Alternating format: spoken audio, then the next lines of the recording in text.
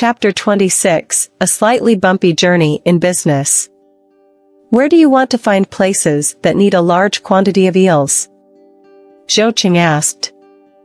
After a busy day, Xia Xiaolan's face was flushed from the heat, making her look as enticing as a pink peach. Zhuangcheng found everything about her pleasing, but he didn't want to be too direct, so he slightly averted his gaze. Xia Xiaolan nodded and said, "It's not just eels, actually, there are plenty of good things in the countryside. It doesn't hurt to ask around casually, and maybe you'll discover new opportunities." Farmers couldn't save much money because the purchase prices for agricultural products were low. After selling to the state, these products were primarily allocated to large cities. People in these areas had money but found it challenging to buy goods because they were underallocated. Xia Xiaolan was looking for business opportunities that arose from the mismatched information between buyers and sellers. Zhuangcheng, seeing her excitement, was equally happy. Even though they were enduring the scorching sun of early autumn, he didn't feel tired. However, Xia Xiaolan's business faced challenges. She visited several noodle stalls, but they weren't very interested in consistently purchasing eels. Apart from Xia Xiaolan, there were others who supplied them. Although these eels were hard to come by in Commercial City, farmers from the surrounding areas brought them. To dominate this supply market, Xia Xiaolan had to eliminate her competitors. However, it was difficult for her to compete alone. She was just a young woman and not as physically capable as Zhuangcheng or Kong Wei. She couldn't use force to solve the problem. Competing on price wouldn't work either. Cutting prices would disrupt the market's order and harm her own interests. Other sellers might acquire their eels themselves, which only required time and effort, not financial costs. Xia Xiaolan's eels were bought from others, and her profit was based on the price difference. The lower the price, the thinner her profit margins. Should she only sell retail? What about selling to state-owned restaurants? But places with state-owned in their names tended to look down on others. They wouldn't give her preferential treatment just because she was good-looking. Seeing Xia Xiaolan's dilemma, Zhuangcheng wanted to say, "Why don't you give up? Let Kong Wei bring goods from the south to Anqing County every half-month. It's better than selling eels." "How do you know I want to sell clothes?" Xia Xiaolan asked suspiciously. Zhuangcheng chuckled and said, "While you were at the farmer's market, your eyes were fixed on that stallholder without blinking. You seemed almost eager to replace her. Selling clothes is a good idea, and clothes are inexpensive in Commercial City."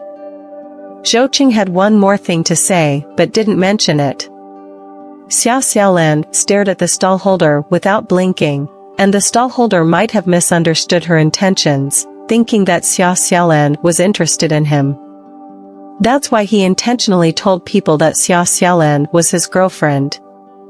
Being too beautiful wasn't a good thing because it made Zhuangcheng constantly vigilant wherever they went.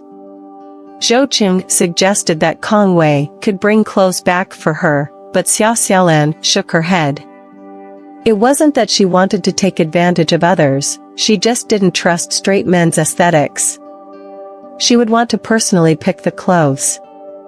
The train from Commercial City to Guangzhou was still available, although the conditions might not be ideal, and it took a bit longer.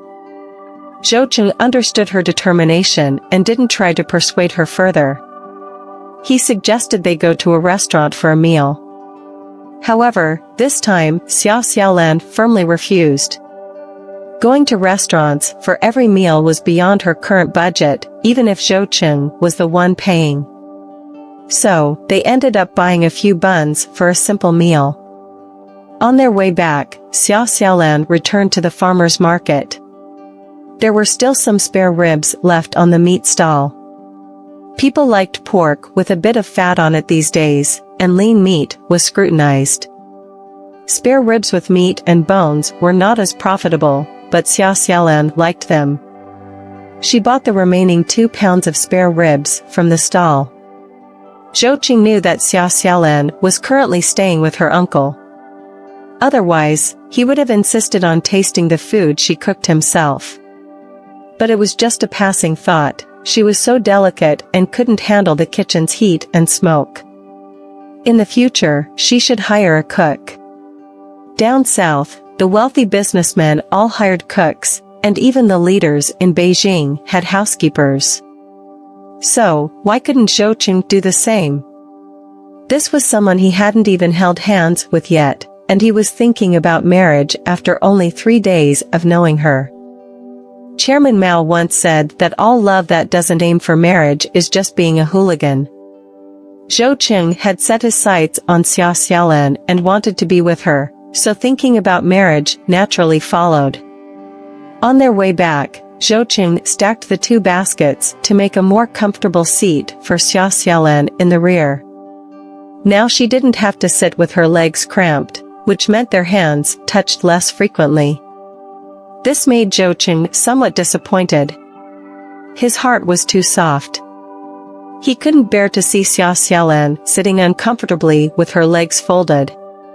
As a result, he didn't benefit from the situation. When they arrived in Anqing County, it was still early, and Zhou intended to drop Xia Xiaolan off at her Seven Wells village. However, Xia Xiaolan disagreed, saying, "You don't have a car. If you take me back, you'll have to walk back to the county, and that's inconvenient." Zhou was willing to go through the trouble, and the later, the better, so he could stay overnight in Seven Wells village. However, arriving empty-handed wasn't his style, and he was also thinking about the outcome on Kong Wei's end. After repeatedly reminding Xia Xiaolan to stay safe, he reluctantly let her go. Xia Xiaolan had ridden about 10 meters when Zhou called out from behind, "Are you going to Commercial City tomorrow?"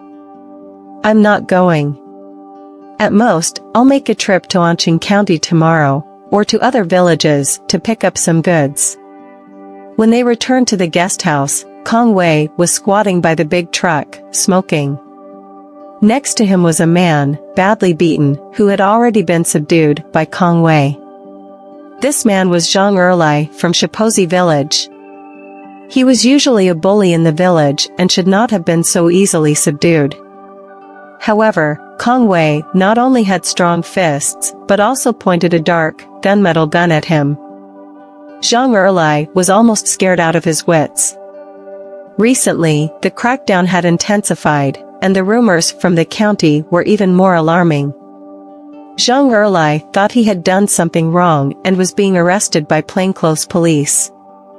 As a result, Kong Wei took him back to the county instead of going straight to the police station, and Zhang Erlai became even more frightened. "Zhang you're back." This coward here almost wet himself. "He's stinking up the place." No wonder Kong Wei had kept his distance from Zhang Erlai. "Take him to a room. It's not good to be out in the courtyard." After all, they were not from Anqing County. They didn't want to create trouble for themselves. Zhou didn't want to attract too much attention. Since Kong Wei had brought this person here, he must have had his own reasons. Zhou wanted to find out what had led to Xia Xiaolan's poor reputation, and he hoped Zhang Erlai could provide some answers. Zhou's eyes looked a bit dark.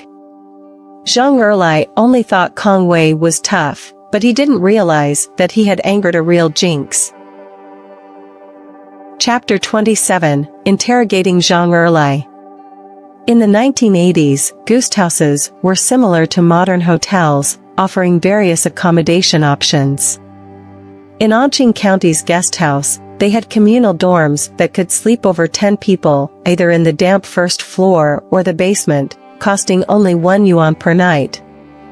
A slightly better option was a 4-person room, priced at 2 yuan per bed. The best was the single rooms for 6 yuan each, and the top-notch option was the 15 yuan suite. Suites were typically reserved for official business trips, But even leaders from less prosperous units hesitated to stay in the 15 yuan suites. Most of the time, the suites at the Anqing County guest house were vacant. Zhou Qing and Kong Wei stayed in one of these suites, featuring cream-colored floor tiles, dark red wooden furniture, bright lights, and a 14-inch television set. Zhang Erlai had never seen such a high-end room and couldn't figure out Kong Wei and Zhou Qing's background. He had been brought to the guest house by the police, and he still had a dark gun aimed at him. Zhang Erlai was even more anxious. Zhou Qing had spent a long day outside, and he was sweaty and uncomfortable when he returned. When he saw Zhang Erlai's confused expression, he remembered the unpleasant rumors and his mood darkened. He said, "You just sit there and explain your situation properly. Someone like Zhang Erlai shouldn't dirty the guesthouse chairs." Kong Wei turned on the ceiling fan to disperse some of the heat, and Zhang Erlai, with a lick of his lips, said, "Comrades, I really don't know what you want me to explain. Can you give me a clue?" Zhou Qing looked at Kong Wei, and Kong Wei realized that Zhou Qing's mood was unpleasant. So, he tried to please Zhou Qing and said, "This is about the future sister-in-law. I'll leave it to Qing to decide. We've caught this scoundrel for you." No wonder Zhang Erlai was baffled. He tried to figure out what Zhou Qing and Kong Wei's backgrounds were. He didn't understand why he was brought to the guest house by the police. If it weren't for them holding guns, he would have no idea. Today, Zhou Qing had been running around all day, and he didn't feel the same as when he was with Xia Xiaolan. When he saw Zhang Erlai's lecherous expression, he thought of the nasty rumors and felt even more uncomfortable. He said, "You're just sitting there. Explain your situation properly. Such a person shouldn't be using the guest house's chairs, he might dirty them." Kong Wei turned on the ceiling fan, and Zhang Erlai, with a smirk, said, "What's the problem? I'm here to provide answers. That woman, Xia Xiaolan, is quite something, easy to get along with, white-skinned, big breasts." As soon as Xia Xiaolan's name was mentioned, Zhang Erlai started talking about his favorite topic. He spoke with such enthusiasm that he almost danced and sang, but before he could finish, he was kicked by Zhou Qing. Zhou Qing's kick was strong, and Zhang Erlai collided with the corner of the wall, and for a while, there was no movement. Zhou Qing's face was filled with anger as he grabbed Zhang Erlai's hair and lifted his face. Zhang Erlai had blood all over his mouth, but he had no strength to struggle. Zhou Qing's kick had probably injured his internal organs. "Now, are you ready to talk? I only want the truth. If you lie, I won't give you a second chance. Is it possible to die from bragging?" Zhang Erlai didn't believe it before. After having a fling with Xia Xiaolan, he felt so grand, and even though there was a crackdown recently, he couldn't boast openly in public. But when others asked him, he smiled knowingly, and everyone envied him, fully aware of his experience. Now Zhang Erlai realized that boasting could indeed be fatal. Tears and mucus streamed down his face as he said, I'll tell the truth. I've never touched Xia Xiaolan." Zhou Qing grabbed his hair and didn't let go, saying, "There's no smoke without fire. Rumors about you and Xia Xiaolan are all over the place, and there's always a reason behind such talk. Tell me, did you do something wrong to her?" Zhang Erlai's eyes darted around, refusing to speak. Zhou Qing banged his head against the ground, loading a round into his gun. Seeing Zhou Qing's ferocious determination, Zhang Erlai realized he might be shot. Zhang Erlai's head was banging as he pleaded, "Don't kill me, don't kill me. I'll talk. Xia Xiaolan is beautiful. 2 years ago, when I was visiting relatives in Qijing village, I saw her at first sight. I tried to flirt with her a bit back then. There was a guy in Qijing village named Wang who was nosy and always interfered when I tried to get close to her. I didn't get many opportunities. I just hung around their village. But Xia Xiaolan was playing hard to get, and I didn't gain any advantages. Later. Zhang Erlai hesitated, and Kong Wei raised a stool as if to hit him. But Zhang Erlai continued, later, someone left a note at my window, saying that Xia Xiaolan wanted to meet me. They claimed she liked me, but was worried her family wouldn't approve of our marriage. So, they suggested I make the first move. Zhang Erlai had been scared into talking, and he spilled everything. He seemed to have some resentment. Then, I went to find Xia Xiaolan. She denied the note, even scolded me, saying I was like a toad lusting after a swan. I grabbed her, but that guy Wang came and ruined my chances. They babbled about things like disappointment. I realized that Wang was Xia Xiaolan's cousin's boyfriend. They must have had something going on. Since he didn't gain anything from Xia Xiaolan, Zhang Erlai was definitely angry. Furthermore, Xia Xiaolan was portraying herself as a virtuous woman in front of him, which he found hard to accept. Rumors about him and Xia Xiaolan being intimate had spread everywhere. When asked about it, he had never denied it, and everyone believed it, causing the rumors to grow. Zhang Erlai heard about the crackdown and got scared. What if Xia Xiaolan went to the police station to accuse him? Luckily, no one from the Xia family spoke out, but Xia Xiaolan chose to crash into a wall. Zhang Erlai tried to clear his name while slinging mud at Xia Xiaolan, claiming that she had an affair with her cousin's boyfriend. The worse he made Xia Xiaolan look, the better it was for him. Zhang Erlai's eyes were swollen nearly shut, and he glanced at Zhou Cheng's expression. Even if he could talk more, he couldn't deceive Zhou Cheng, let alone Kong Wei. Facing a man like Zhou Cheng, why would Xia Xiaolan seduce Zhang Erlai? Zhang Erlai was being ridiculous. Even when lying, one should maintain a sense of dignity. The note Xia Xiaolan had received wasn't written by her. Kong Wei had figured it out, someone was scheming to tarnish Xia Xiaolan's reputation. Kong Wei hesitated and said, "Brother, don't get agitated. We can't kill here, no matter where it is. Let's hand him over to the police. The crackdown will take care of him." Zhang Erlai was terrified. He had started to figure out that Xia Xiaolan had probably attached herself to a powerful man, and these two men were here to settle the score on her behalf. Handing him over to the police meant certain doom for Zhang Erlai. Terrified, he gained a sinister resolve and said, "If you send me to the police station, Xia Xiaolan's reputation as a loose woman will be confirmed, and I will make sure to tell everyone about our intimate encounters." Zhou Cheng pulled out a box from under the bed, and when he opened it, it was filled with money. He took out several stacks of Detuan Jia, a type of currency, and placed them in Zhang Erlai's lap. Zhang Erlai thought it might be hush money and felt like he had hit the jackpot. Several stacks of Detuan Jia were probably worth thousands of yuan. However, Zhou Cheng handled the money casually, indicating that he had much more in the box. Zhang Erlai was pushing his luck, about to ask for more money, but Zhou Cheng's next words sent him to the depths of despair. "Xiao Wei, ask the guest house to call the police station. We've caught someone embezzling public funds."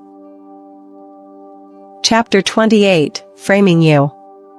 Zhou Cheng and Kong Wei were staying in the most expensive suite at the guest house, and their introduction letter was from a major unit in Beijing. When Kong Wei explained the situation to the guesthouse staff, they were equally bewildered. With no surveillance cameras to confirm how Zhang Erlai had entered the suite, the situation appeared quite mysterious. The embezzled amount exceeded 5,000 yuan, and the local police treated Zhang Erlai as a major theft suspect. It was their second visit to the Anqing County Police Station. The officers recognized them. Weren't these the two brave individuals who had intervened a few days ago? Zhang Erlai kept protesting his innocence, and Kong Wei scratched his head, saying, "Sorry, officers. We came back and found this guy stealing public funds, and maybe we got a bit heavy-handed." Zhang Erlai's injuries were more than just a bit heavy-handed. He had been beaten to the brink of death. However, given their reputation as good Samaritans, the police at the station were inclined to believe them. After verifying Zhang Erlai's personal information, the officers saw it as an unusual but coincidental case. After all, this was the person they had been targeting, and the crackdown had specific quotas to meet. Not arresting notorious petty criminals would mean wrongly accusing innocent people. Chicken thief, loose morals. There's a tip that he had an inappropriate relationship with multiple married women. And now he dared to embezzle public funds. Combine that with hooliganism and theft, this time, he won't get away. Zhuangcheng and Kong Wei were quite satisfied with the outcome, while Zhang Erlai continued to complain that he was being unfairly framed. After leaving the police station, Zhuangcheng and Kong Wei decided to discuss the matter with Xia Xiaolan. They believed there was something fishy going on in the case. The officer in charge, Liang, was approached by the female police officer who had dealt with Xia Xiaolan and asked, "Chief Liang, do you think there's something odd about this case?" Chief Liang looked serious and said, "Comrade Zhaoping, we can't let a criminal go free. A woman's reputation is hard to maintain. Zhang Erlai is indeed a habitual offender, and based on the standards of the crackdown, he must be among those we apprehend. We don't need to dig deeper into the details." Zhang Erlai had been speaking incoherently, at times claiming that Zhuangcheng and Kong Wei had set him up with a box of money, and at other times, suggesting that the two men were carrying firearms. However, the introduction letter for Zhuangcheng and Kong Wei came from a reputable unit in Beijing, and it was normal for them to carry a significant amount of cash. There was definitely more to the story, but it seemed like a coincidence that Zhang Erlai's case was connected to Xia Xiaolan. Still, Chief Liang wasn't ready to explore further. Zhang Erlai couldn't argue anymore. If he admitted to an affair with Xia Xiaolan, he would only add another charge to his case. Xia Xiaolan had no idea that Zhuangcheng had just helped her settle a major score with one of her worst enemies. Zhang Erlai was one of the culprits who had driven Xia Xiaolan to attempt suicide. Zhuangcheng had evidence of this. As for Xia Xiaolan's cousin and her cousin's boyfriend, Zhuangcheng still had no information, but he had no fondness for Xia Ziyu, who was praised by everyone as a top-notch college student. Xia Xiaolan was riding her bicycle home, her spirits high. Lu's rice paddies had already been harvested and brought back home. With the good weather these days, a few more days of drying, and the grains could be stored. Others helped Lu's family with the work, and Lu Yong and Li Fengmei were done with their own fields. They were about to return the rented labor to the village, and Lu Fen would take care of drying the harvested rice. In every village, there's a place for drying harvested grains. In the morning, people spread their drying mats, pour the freshly harvested rice onto them using baskets, and carefully spread the grains out thinly and evenly. This process is essential to remove excess moisture, and they need to flip the grains every 1 or 2 hours. During this time, the drying area is always bustling with people. People in Seven Wells Village are naturally curious. It's rare to see a daughter-in-law returning to her parents' home for a night when there's work to be done at her in-laws' place. Lu Fen and Xia Xiaolan have been staying at their parents' home for several days, and Xia Dajuan has never come to visit. People are starting to wonder if there's trouble in paradise for the couple. Lu Fen, who can endure beatings without resistance, has taken this bold step, and it's clear that she has someone to rely on. The folks in Seven Wells Village are more polite in their conversations compared to those in Dahita Village. Firstly, it's not easy to mess with Lu Yong, and Lu Fen is also one of their own. the village stands up for its own.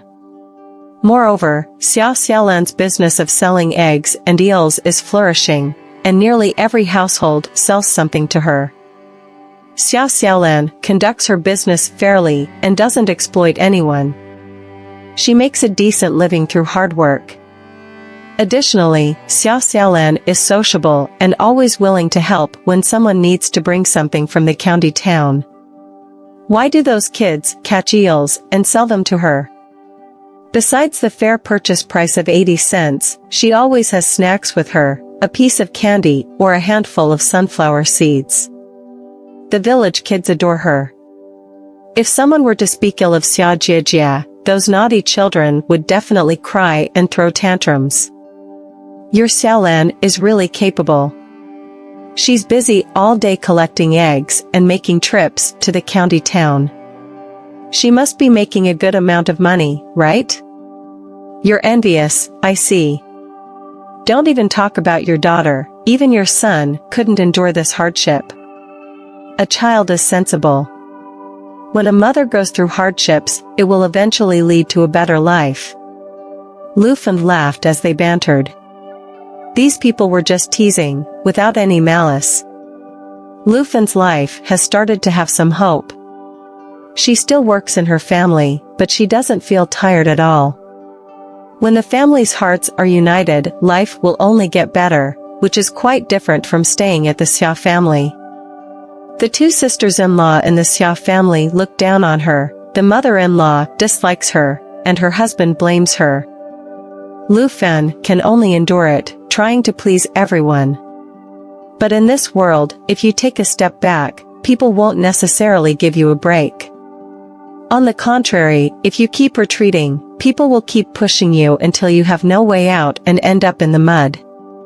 The village folks also don't just flatter Orphaned.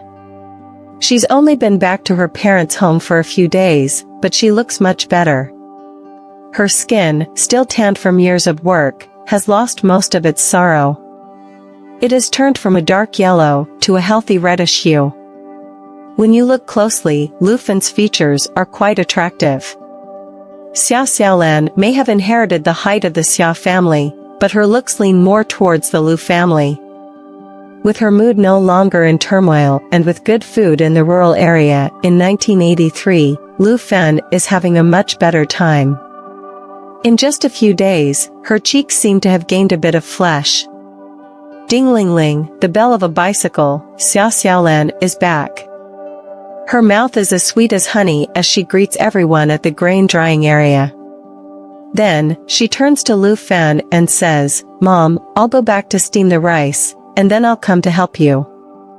Xia Xiaolan has delicate skin and a soft, tender appearance. Orphaned doesn't want her to endure hardship, so she tells her not to come. She says, "Your uncle and the others are also finishing work. You stay at home, cook, and keep an eye on Tao Tao." Today is Tao Tao's first day at the village school. There are no kindergartens in rural areas, children start directly from first grade. Tao Tao, being 6 years old, is a dearly loved child at home. Some kids are in their teens and still running around with snot on their faces, helping with household chores, and even going to the fields. The ages at which children start school vary, and not everyone completes their elementary education. Some kids drop out after elementary school, and in rural areas in 1983, even getting into high school is considered an achievement. For someone like Xia Xiaolan, who has completed junior high, her level of education is no longer a source of shame. It's easy to imagine how precious Xia Ziyu, who went to college in 1983, has become. After graduating, he became a government official.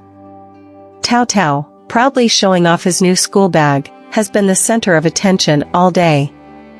His classmates are all coming to touch it. A school bag costs 10 yuan, which is quite expensive for the folks in Seven Wells village.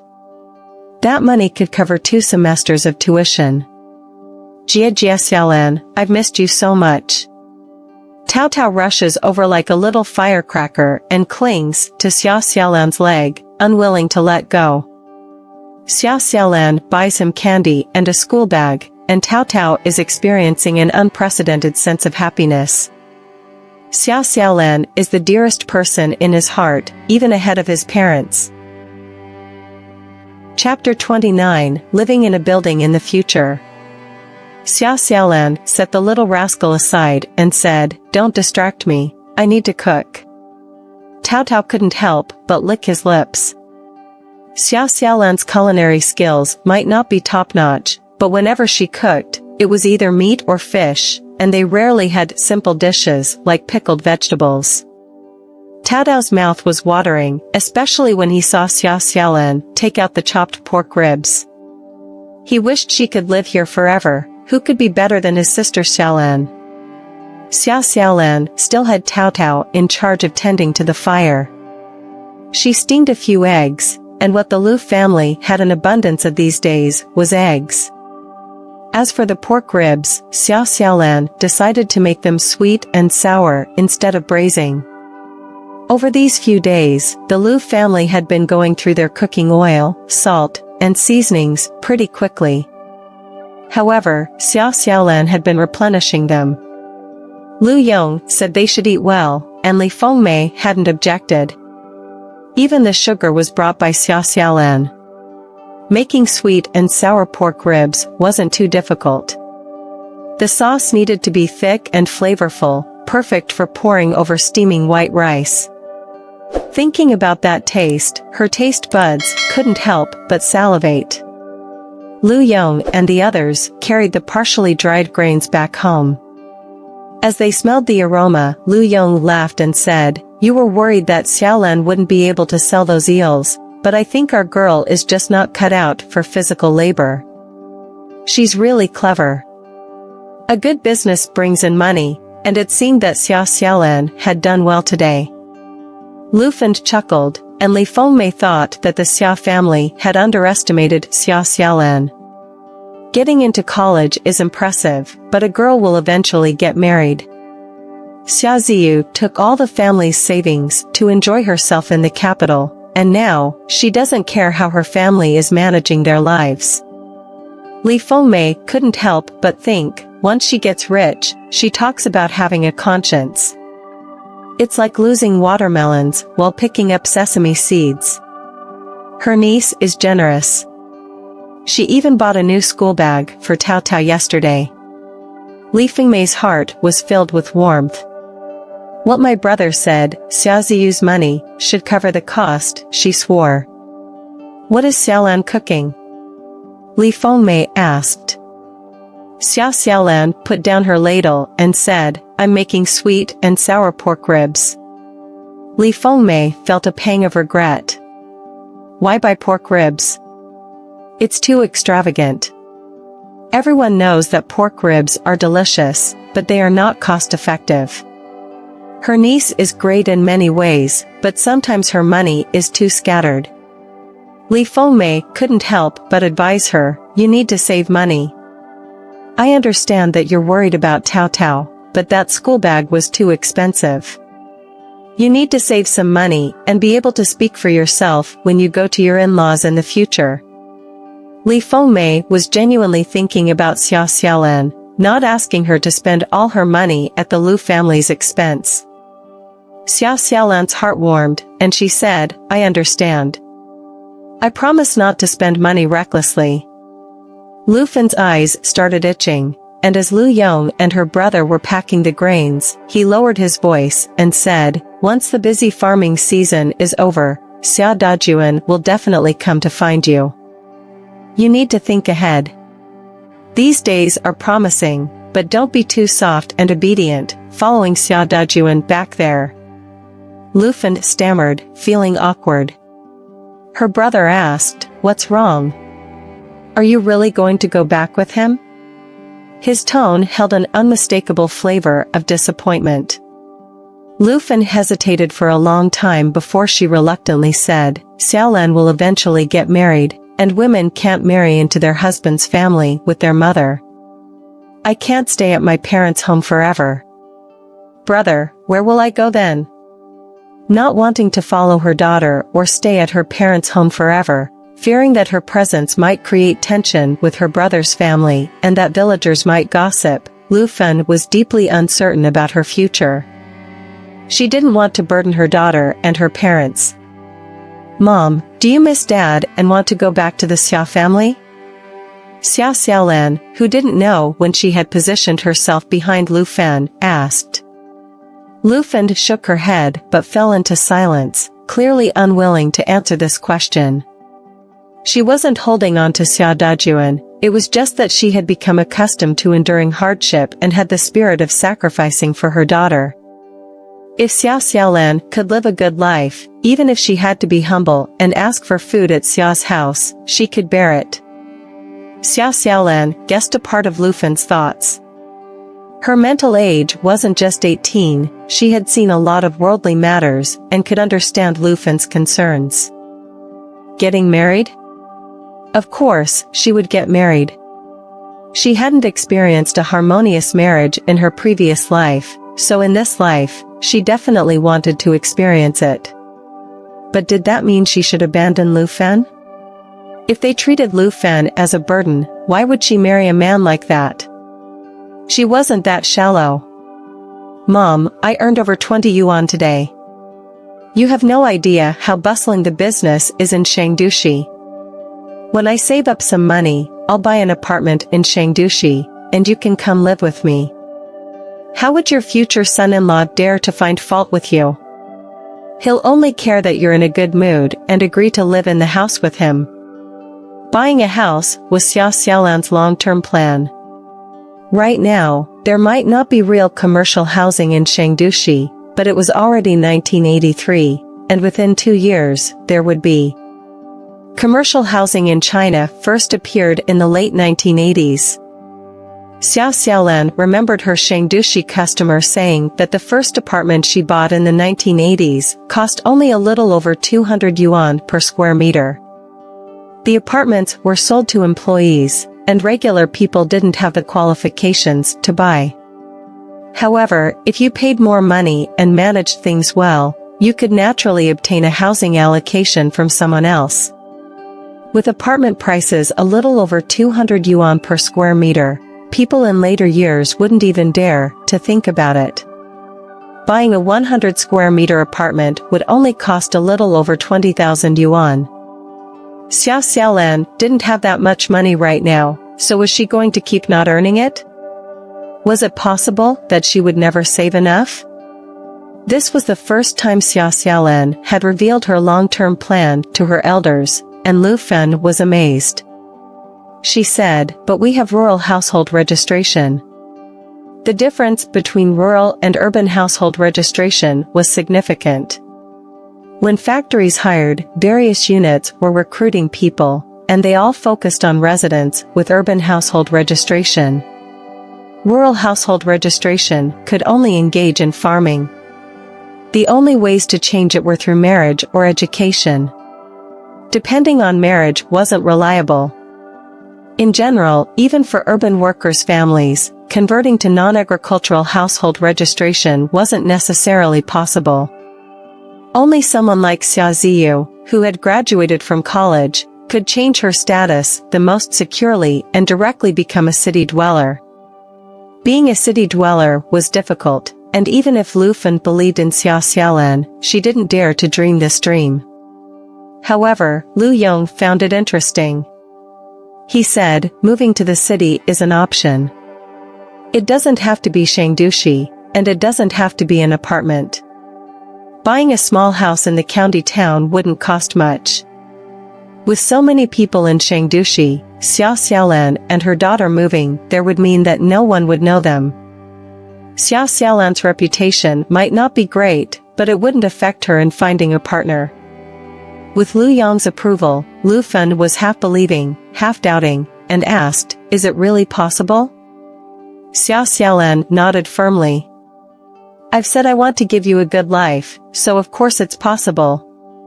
Buying a house in Shangdushi was one thing, but if she had extra money, she could follow in the footsteps of the Wenzhou property speculators. She could rush to Beijing or Shanghai before the property prices skyrocketed. Investing in real estate had a much higher return on investment than any industry. Chapter 30, Zhou Cheng's Departure. Maybe Xia Xiaolan painted a too beautiful future, making Lu Fan both skeptical and hopeful. Life in the countryside was tough. Even after the introduction of the household contract system, rural life, while better than in the 1970s, was still far from the comfortable life with multiple floors, electricity, and telephones. Especially in the Anqing County area, it wasn't as economically prosperous as coastal regions. There were no cash crops, and there were no large township enterprises. Lu Fan didn't need to analyze the entire regional economic situation. She just had to look at Dehukan, Qijing village, and the lives of the people in the surrounding areas. If Xia Xiaolan stayed in the countryside, what would her future be like? It was easy to see. Because of Xia Xiaolan's bad reputation, Lu Fan didn't dare to think about what kind of good partner she could find. However, Xia Xiaolan's words had given Lu Fan hope. If she and Lu Yong, who were close siblings, moved far away together, then nobody would know about Xia Xiaolan's bad reputation. Her daughter was so capable. If there was no reputation to drag her down, why couldn't she find a good partner? Lu Fan had cast off most of the worries in her heart. She didn't even have time to think about what Xia Dajuan would do if he came. She wouldn't return to the Xia family. The Xia family didn't have separate properties, and even if she worked a lot and made money, it would all have to be handed over to Xia Ziyu. Lu Fan knew her limitations, but Xia Xiaolan's business was so hard. She could help a little, and her daughter would be a bit more relaxed. In rural areas, girls got married at 17 or 18. It was said that city girls had to wait until they were over 20, and if they had a proper job, getting married in their early 20s was not too late. Lu Fan was full of energy. After eating, she actively went to the village to inquire about which households had eggs for sale and if anyone had caught any loaches. She wanted to save money quickly and buy a house in the city to avoid delaying Xia Xiaolan's major life events. Your mom has really come to life.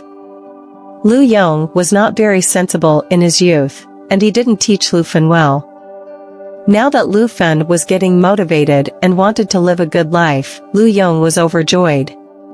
Xia Xiaolan recounted her experience in Shangdushi today. Of course, she didn't mention Zhoucheng. She only said that Shangdushi had a large population, a better economic foundation than Anqing County, and that it was easy to develop there for those willing to work hard or those with specific skills. This made Lu Yong very interested. He said, the Lu family originally came here to escape a famine in Qijing village. This isn't our route. It's the same no matter where we live.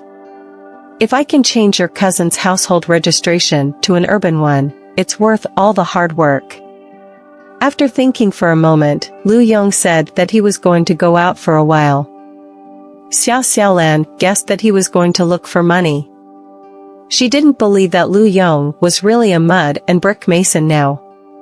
She was curious about what her uncle really did. However, before Lu Yong left, he was worried about Xia Xiaolan and her daughter. He was afraid that someone from the Xia family would come and cause trouble. He said, there are those 3 scoundrels watching you. It doesn't feel simple. I need to wait until those 3 scoundrels are sentenced before I leave. The next day, Xia Xiaolan didn't go into the city. She roamed around the countryside all day, collecting quite a few loaches and eggs. On the 3rd day, Xia Xiaolan arrived at the usual intersection and once again encountered Zhoucheng, but this time he wasn't alone. He and Kong Wei were waiting there in a large Dongfeng vehicle. Are you guys leaving? Kong Wei seemed a bit embarrassed. He had previously misunderstood Xia Xiaolan as a promiscuous woman, and his attitude towards her had been quite fluctuating. Young men often had their pride, and being involved with Xia Xiaolan was a bit awkward for him. Well, he felt sorry for that sour radish and pork dumplings. Zhou jumped out of the car and said, "Yes, we received a telegram from Beijing, and we've been staying in Anqing County for quite some time. Now we have to hurry back. But don't worry, I'll be coming back." Xia Xiaolan felt a bit awkward being teased by this young man, but being with Zhou wasn't unpleasant at all. He had a personality that suited her well. He said it seriously that he would come back. What could attract Zhou to Anqing County? Xia Xiaolan wondered. Well, she thought, just let it be.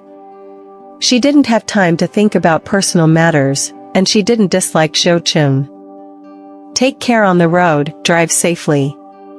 When you come back to Anqing County, I'll be here to welcome you. Xia Xiaolan spoke gracefully, and Zhou gave her a slight smile and said, "You wait. The next time I come to Anqing, I'll bring you some good stuff." He didn't give Xia Xiaolan a chance to refuse. He got into the car and waved to her. The big Dongfeng vehicle roared to life and headed in the opposite direction, leaving Anqing County to return to Beijing. Kang Wei stuck half of his upper body out of the window and cheekily called out, "Goodbye, sister-in-law." If it weren't for Xia General being knowledgeable and experienced, he would have caused quite an embarrassing scene. As the big Dongfeng drove away, Xia Xiaolan saw that she was standing still for a while. Then, she rode her bike towards the county. Kang Wei didn't understand and asked, "Qingzi, why didn't you tell sister-in-law that you had cleared up the nonsense from Zhang Erlai? Doing a good deed anonymously, especially when you're far away, what if Xia Xiaolan was chased away by someone else?" According to Kang Wei's thinking, this kind of thing must be communicated immediately to gain the favor of the beauty. Moreover, Kang Wei and Zhou were originally planning to leave yesterday, but Zhou had waited at the county intersection for most of the day, and Xia Xiaolan hadn't entered the city. So Zhou had postponed their departure until this morning. Zhou replied, "Do you have a girlfriend?" Men typically solve problems silently. Those who boast are usually not mature. Zhou didn't want to bring up unhappy memories for Xia Xiaolan and had no intention of seeking recognition for his actions. Kang Wei shook his head and said, "Hee, those girls are so troublesome. I have to find a girlfriend today, otherwise, my grandmother will drag me to the Civil Affairs Bureau tomorrow. Thank goodness for the marriage law changes, I can stall for a couple more years." Kang Wei was only a few months younger than Zhou, so according to the Gregorian calendar, he was already 20. He was born out of wedlock, and his father died in the Vietnam War. His grandmother had almost cried her eyes out, and when Kang Wei was born, she finally had something to hold on to. She regarded him as her precious treasure and urged him to get married quickly to continue the family line. Isn't it that men can marry at 20 and women at 18? Zhou was also considering it. He and Xia Xiaolan were quite compatible. They had met just at the right time when he turned 20. It wasn't a waste at all. As long as Xia Xiaolan agreed, they could get married at any time. Kang Wei had been pressured into marriage, so he was a law expert when it came to the marriage law.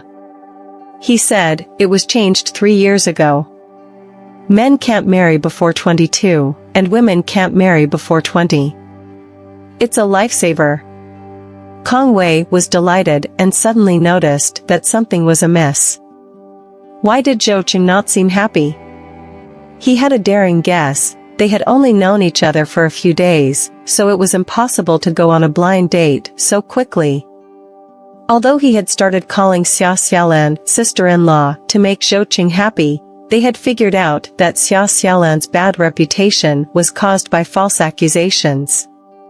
However, no one else knew about it, so how could Xia Xiaolan smoothly marry into the Zhou family? Zhou was enthusiastic about this, but Kang Wei didn't want to be the bad guy.